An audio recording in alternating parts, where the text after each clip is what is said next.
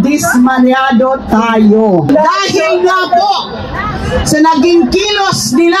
Taong simbahan, tangkol karapatan, manggagawang pangkalusugan. Nagko-convene ang impeachment trial court. Ito ay isang panlilinlang sa ating mga mamamayan, sa ating mga kabataan, sa mga...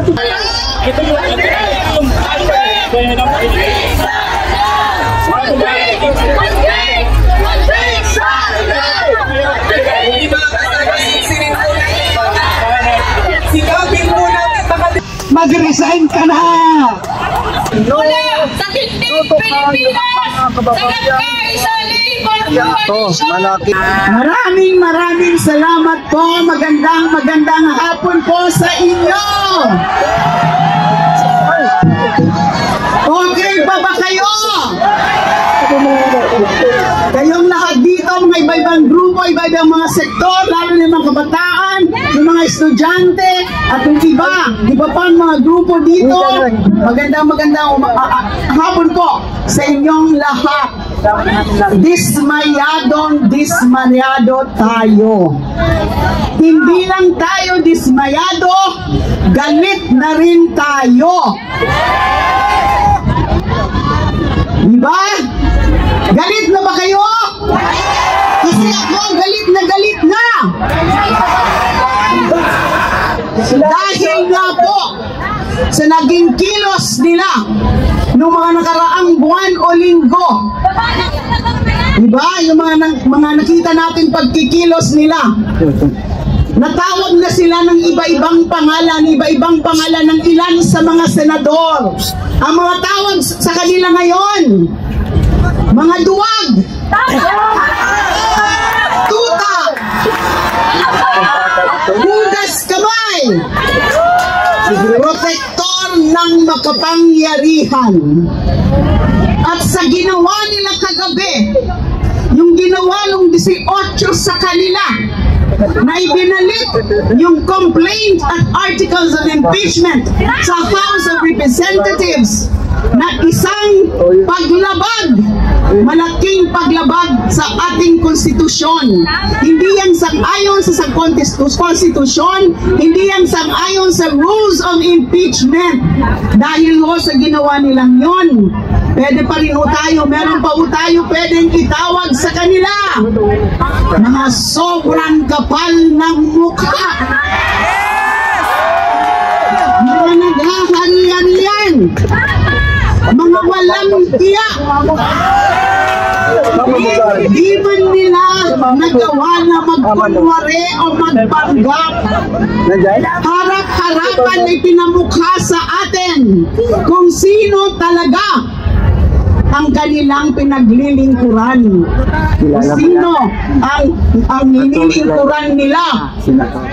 Hindi ang ating konstitusyon, hindi ang justisya, hindi ang ating mga patakaran, hindi yung mga mamamayang nagluklok sa kanilang pwesto. Ang kanilang boss, hindi ang taong bayan, kundi ang sarili nilang interes at kapwa nilang mga ganit at uhaw sa kapangyarihan.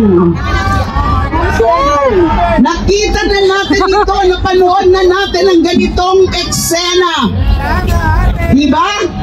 At alam natin na kung hindi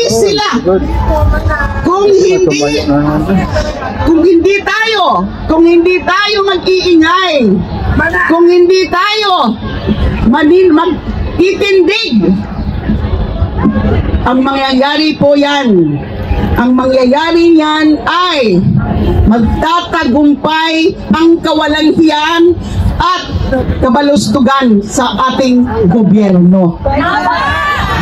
Diba? Kasi tingnan po natin ang mga nangyayari. Paisa-isang hakbang, paisa-isang kilos nila, mga kawalanghiyaan, mga delaying tactics, dilatory tactics na alam nila ng kanilang pinakatrabaho lang ay simulan na yung paglilitis at pakinggan ng ebidensya pagkatapos hatulan yung opisyal na na-impeach na si VP Sara. Tama! Tama! Diba? Hindi tayo papayag na ganyan na lang ang mangyayari. Hindi! Sa mga pagkukunwari nila na hindi naman talaga sila nang kukunwari, na lantaran na po ang kanilang kawalang hiyaan sa ating konstitusyon. Kailangan ho tayong magbantay, bantayan pa ho natin sila. Tama! Wag ho natin sila bigyan ng pahinga hanggat hindi nila ginagawa ang tama. Pahinga hindi yan! Nitisin na!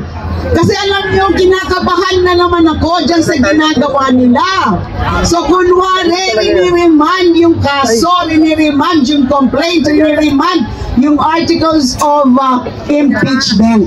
Anong mangyayari kung halimbawa yung prosecution panel ay hindi yan susundin? Kasi sa paniniwala nila, yung articles of impeachment na mismo yung certification. Kasi di ba kunwari humihingi pa sila ng certification galing sa House of Representatives na hindi daw nila linabag yung konstitusyon?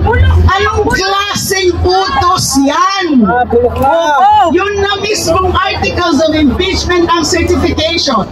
The very fact that they transmitted the articles of impeachment to the Senate, that means that they believe and they are certifying, that they are attesting to the fact that everything that they did was in conformity with the Constitution.